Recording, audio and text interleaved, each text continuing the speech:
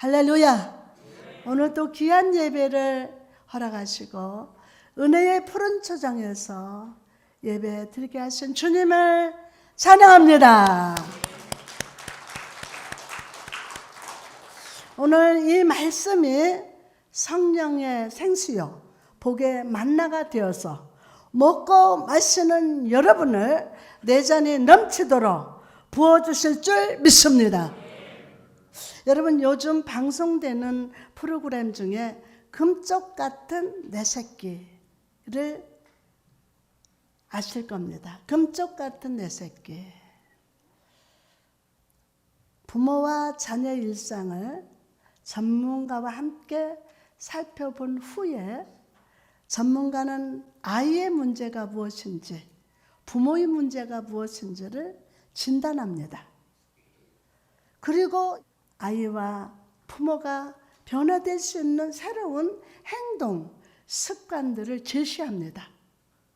제가 본 것 중에 기억나는 에피소드는 학교 수학 선생님이었던 엄마와 아이들에 대한 내용이었어요.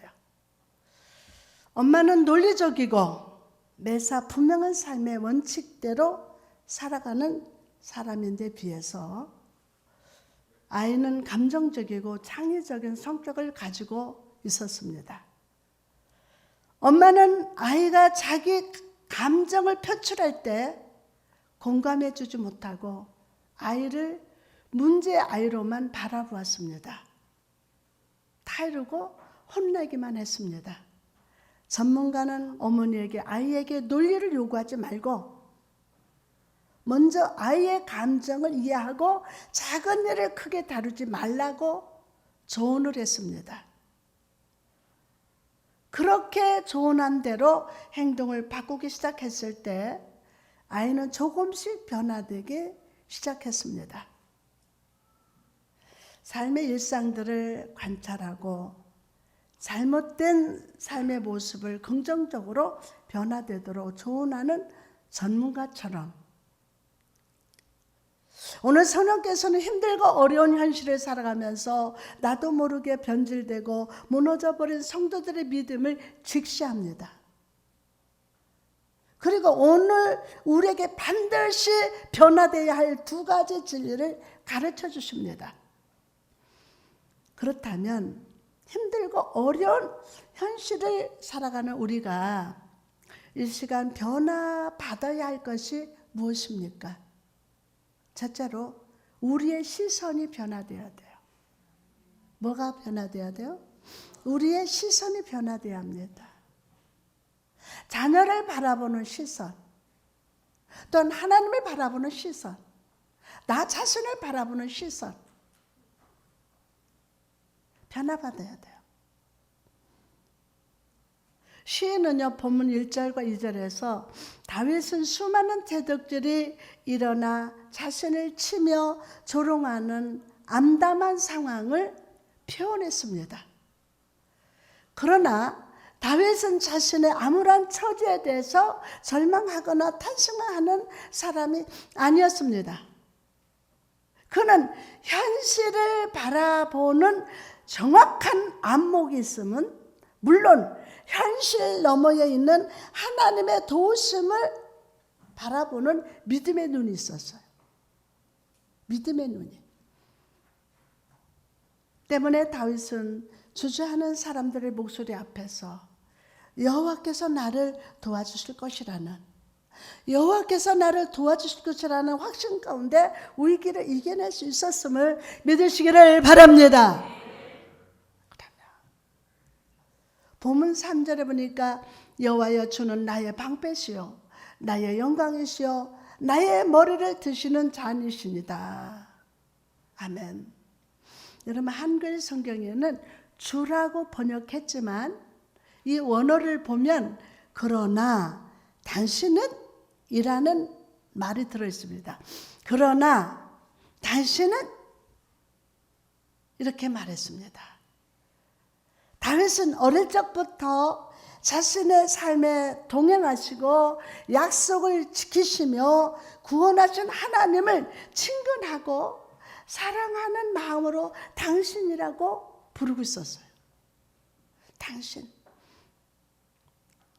한 신학자는요, 이런 다윗의 모습을 바라보면서 이렇게 말합니다.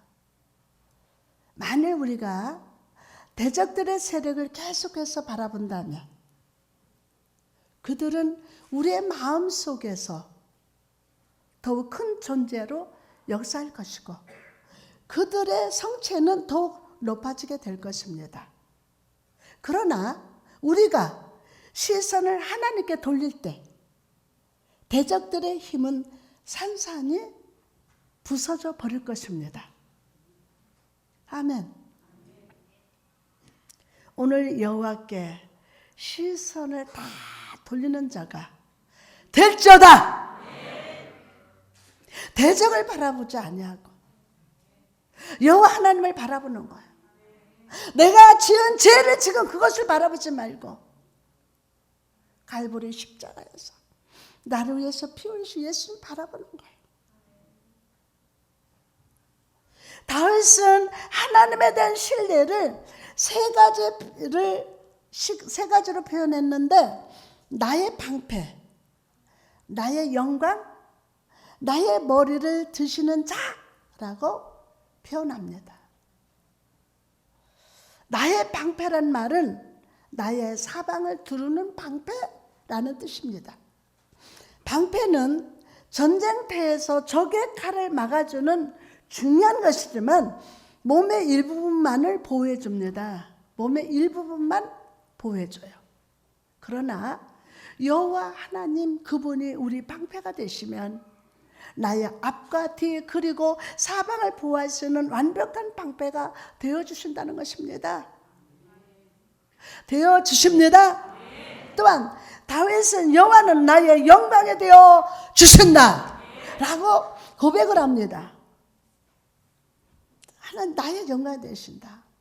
지금 다윗은요 아들에게 쫓겨가고 시므이에게 저주를 당하는 아주 비굴한 신세였습니다. 그러나 다윗은 그 비굴한 상황에 마음을 내어주지 않았어요. 그 비굴함에 자기 마음을 뺏기지 않았어요. 걔한테 주질 않았어요.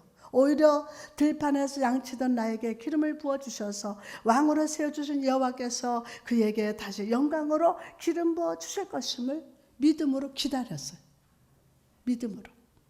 이런 하나님을 믿었기 때문에 다윗은 하나님께 내 머리를 드시는 자라고 고백합니다. 내 머리를 드시는 자. 여러분 고대 사회에서 머리를 높이 들려 올려준다는 것은 치욕을 당하고 있는 자의 명예를 다시 원상태로 회복시켜 주신다는 뜻입니다. 원상태로. 여러분 주님은 우리를 그렇게 지키시고 보호하시고 함께 하십니다. 그렇다면 여러분도 하나님을 다윗처럼 바라보면서 사십니까? 그렇지 않았다면 오늘부터 사십시다. 요한복음 5장 보면요 38년 된 병자를 찾아가시는 예수님의 모습이 나옵니다. 베데스다 주변 행각에 많은 병자들과 맹인들, 다리 저는 사람들, 혈기 마른 사람, 누워서 물이 움직이기를 막 기다리고 있습니다. 어쩌다 한번 천사가 내려와서 연못의 물을 움직일 때 제일 먼저 들어가는 사람은 무슨 병이든 치유받는다는 전설이 있었기 때문이에요. 전설. 그리고 그 많은 사람들 중에 38년이란 긴 세월 동안 병든 사람이 있었습니다. 예수님이 그를 주목하십니다. 그리고 그에게 말씀하십니다. 요한복음 5장 6절에 예수께서 그 누운 것을 보시고 병이 벌써 오래된 줄 아시고 이러시되 내가 낫고자 하느냐? 다시 한번 내가 낫고자 하느냐? 그를 바라보셨던 분은 모든 것을 보시는 분이요 아시는 분이요 전지전능한 분이십니다. 임마누엘 하나님이 되십니다. 그분이 주님이 내가 낫고자 하느냐? 라고 묻고 계십니다. 내가 낫고자 하느냐? 요한복음 5장 7절에 병자가 대답하되 주여 물이 움직일 때에 나를 못에 넣어주는 사람이 없어 내가 가는 동안에 다른 사람이 먼저 내려가나이다. 예수님께 말을 합니다. 병자는 여전히 베데스다 연못만 바라보고 있었어요. 물이 동하기만 물만 바라보고 있었어요. 예수님이 그 병을 즉시 치유하실 수 있는데도 여전히 그는 땅만 바라봅니다. 왜 이렇게 되었을까요?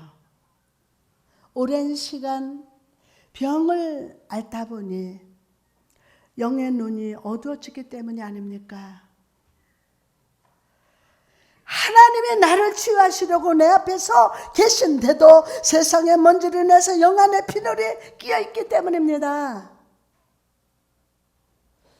여러분 하나님이 나의 방패요 나의 영광이요 내 머리에 드시는 분이심을 경험하기 위해서는 세상의 먼지로 어두워진 우리 눈이 변화받아야 합니다. 치유받아야 합니다. 마가복음 9장 2절에 보니까 엿새 후에 예수님께서 베드로와 야고보와 요한을 데리시고 따로 높은 산에 올라가셨더니 그들 앞에서 변형되사 아멘. 예수님께서는 12명의 제자들 중에 베드로와 야고보, 요한을 데리고 올라가셨습니다. 이것은 이 3명의 제자들을 특별히 사랑하셨기 때문이 아니라 가장 먼저 변화를 받아야 할 제자들이었기 때문이에요. 아, 목사님 저 사람만 사랑해. 저 사람을 사랑해줘야만이 변화될 게 있어. 그것도 몰라? 목사님 누구만 사랑해? 주사 어떤 권사님만 사랑해? 아니야. 그 사람을 관심 갖고 사랑을 줘야. 야단쳐서 요즘 치료되고 변화될 사람은 어디 있어? 이 3사람을 예수님이 특별히 사랑한 게 아니에요. 가장 먼저 변화를 받아야 할 제자들이기 때문이에요. 성경 사복음서를 보면요, 이 3 제자들의 이름이 자주 나오는데 이름이 나올 때마다 무슨 문제가 터지고 불평, 불만이 생겼어요. 때문에 예수님께서는 이들이 변화되지 않고서는 복음의 부흥이 있을 수 없다고 생각하시고 산으로 데리고 가셨습니다. 그럼 여러분, 왜 주님은 제자들을 산으로 데려가신 것일까요? 왜? 성경에서 산은요, 특별한 의미를 가지고 있는데 바로 하나님과 보다 가까운 장소를 말합니다. 산이 높으면 높을수록 하나님과의 나와의 거리가 그만큼 가깝고 더 친밀하게 교제할 수 있는 장소라고 생각했다는 것입니다. 또한 산 꼭대기에 올라가서 땅 아래를 바라보면 어떻습니까? 산 아래 있을 때 그렇게 커 보이던 건물도 아주 작아 보이지 않습니까? 이처럼 예수님께서는 제자들을 산으로 데리고 가시는 일을 통해서 중요한 가르침을 주십니다. 즉 너희가 세상의 시각으로 인간의 연약함을 가지고 삶을 바라보지 말고 하나님과 가까이 교제하며 하나님의 시각으로 삶을 바라보는 자가 되라! 라는 것입니다. 많은 사람들이 믿음을 말할 때 교회를 얼마나 오래 다녔느냐, 얼마나 많은 헌금을 드렸느냐, 얼마나 많은 봉사를 했느냐로 믿음의 평가를 합니다. 믿음의 평가를 해요. 그러나 여러분, 예수님은 우리가 겨자씨 하나일 만한 믿음만 있어도 산에 옮겨질 것이고 능치 못할 것이 없다고 말씀하십니다. 아멘요. 즉 예수님께 있어서 믿음의 분량은 중요하지 않다는 것입니다. 믿음의 분량은 중요하지 않다. 여러분, 진정 중요한 것은 믿음의 분량이 아니라 초점입니다. 다 같이 초점. 초점이에요, 초점. 겨자씨만한 믿음. 아주 연약한 믿음이지만, 믿음의 분량은 없지만, 내가 주님을 바라본다면, 초점이에요. 영원토록 흔들리지 않는 아버지 하나님께 영의 시선을 항상 고정하는 것이 바로 믿음 있는 자의 태도임을 믿으시기를 바랍니다. 여러분, 이사야 40장 31절 보니까 5절, 여호와를 앙망하는 자는 새 힘을 얻으리니 독수리가 날개치며 올라감 같을 것이요 다른 박질하여도 곤비치 아니하겠고 걸어가도 피곤하지 아니하리로다. 걸어가도 피곤하지 아니하리로다. 독수리 같이 날개를 치며 높이 높이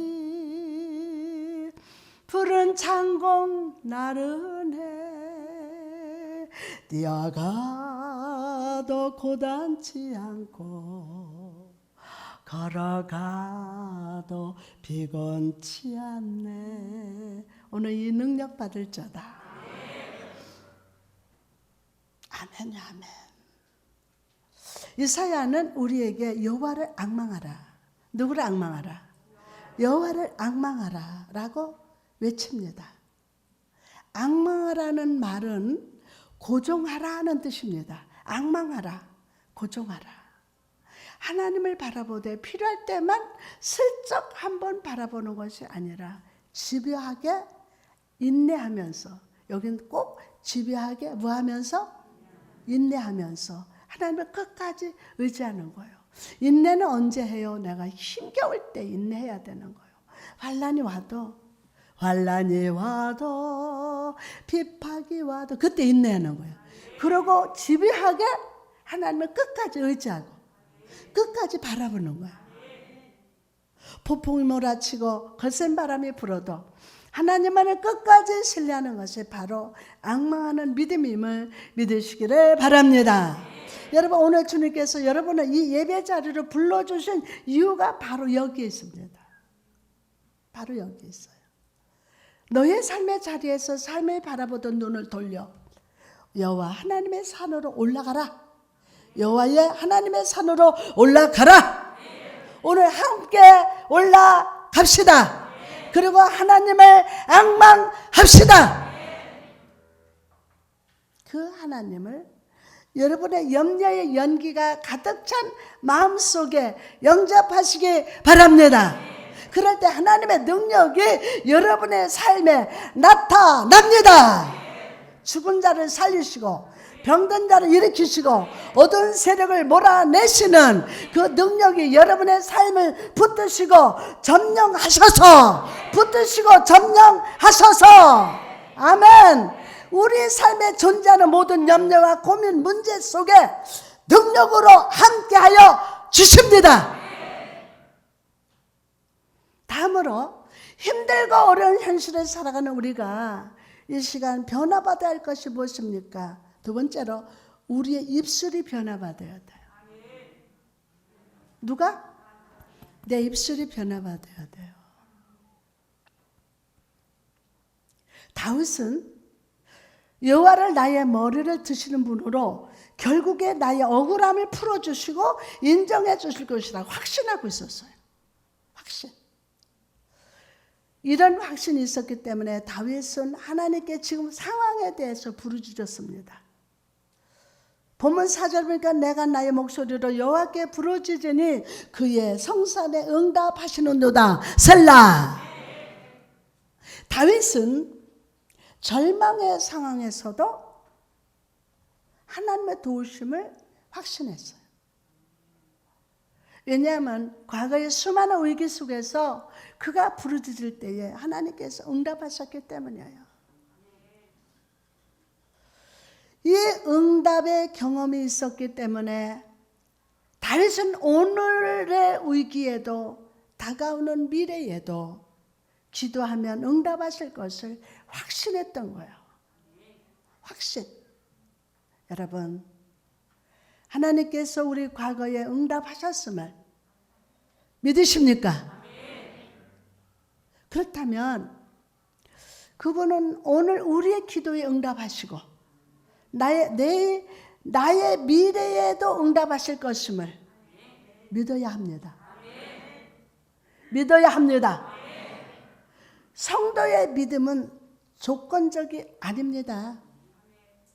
오히려 하나님을 향한 확신 가운데서 선취적인 믿음, 확신의 믿음을 하나님께 보여야 돼요. 오늘 그 축복받을지어다. 아멘. 그러면 하나님은요, 다윗의 기도를 들으시되 시온에서 그의 성산에서 응답하실 것입니다. 사탄도 마귀도 그 어떤 원수들도 감히 역사하지 못하는 성전에서 하나님은 그의 간구를 들으시고 응답하시되 과거에 응답하신 것처럼 오늘 또 내일 또 나의 평생에 응답하실 것임을 자 믿으시기 바랍니다. 아멘요.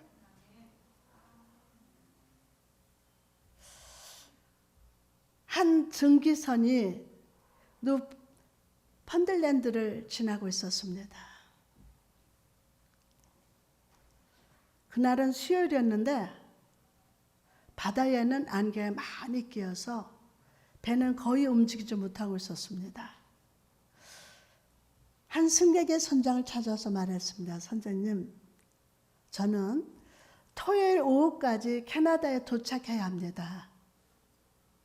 그때까지 그곳에 배가 도착할 수 있을까요?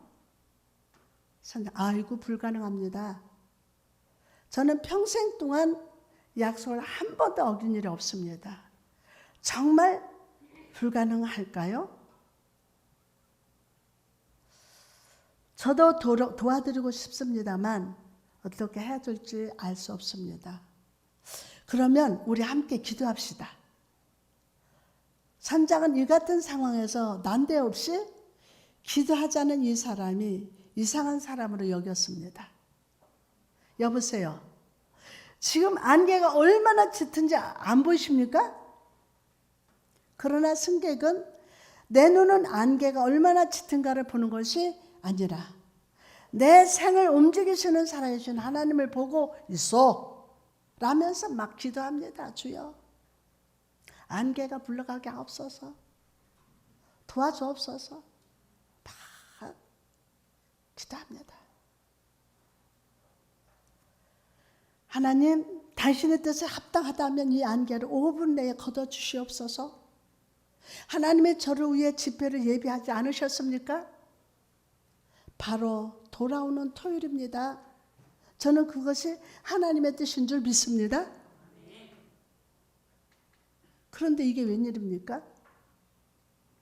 그가 기도를 마치자마자 안개가 걷히는 것이 아닙니까?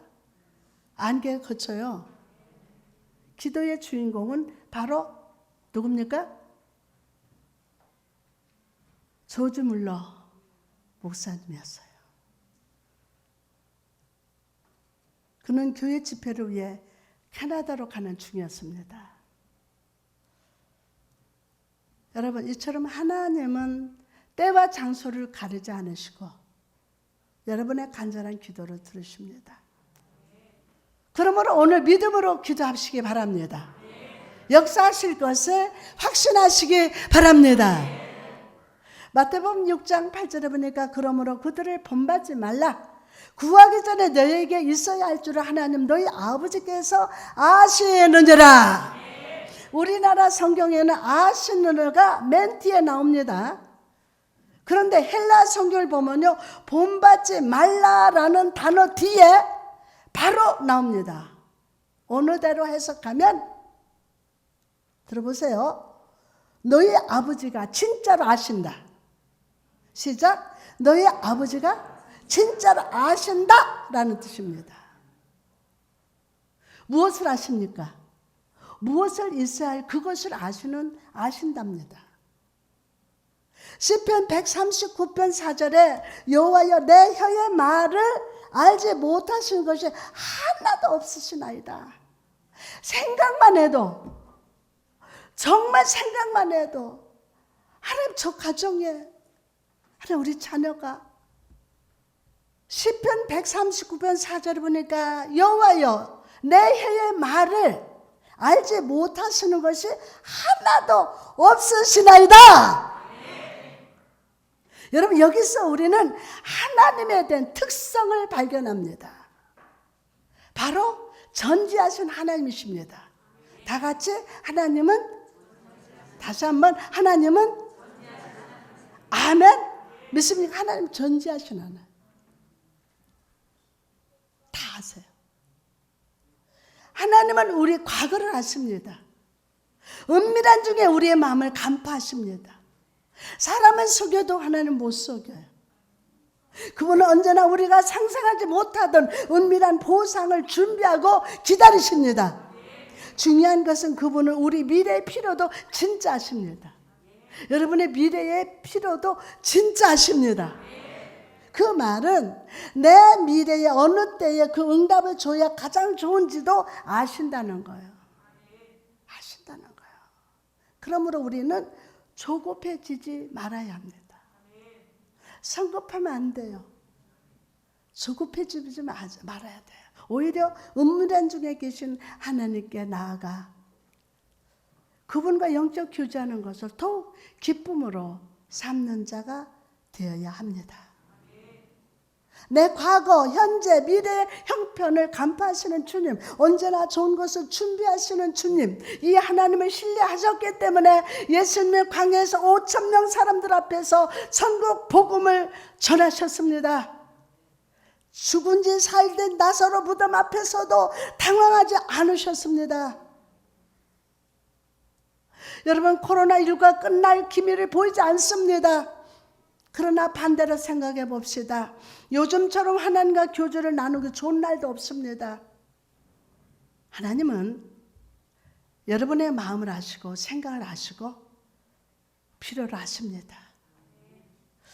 오늘 하나님이 아신다는 확신을 가지고 하나님께 마음을 고정하고 은밀한 보상을 기다리면서 기도합시다.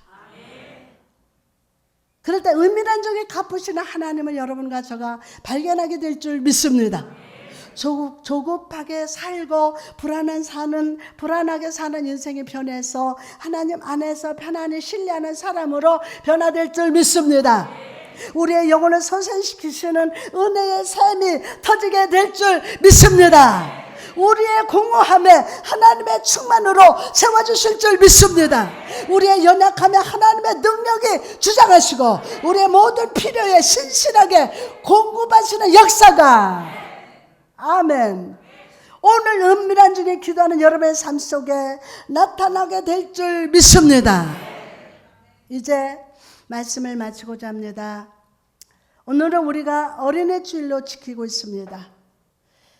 이 자리에는 어린아기를 키우시는 부모, 학생을 키우시는 부모, 장성하여 가정을 이룬 자녀를 둔 부모님도 계실 겁니다.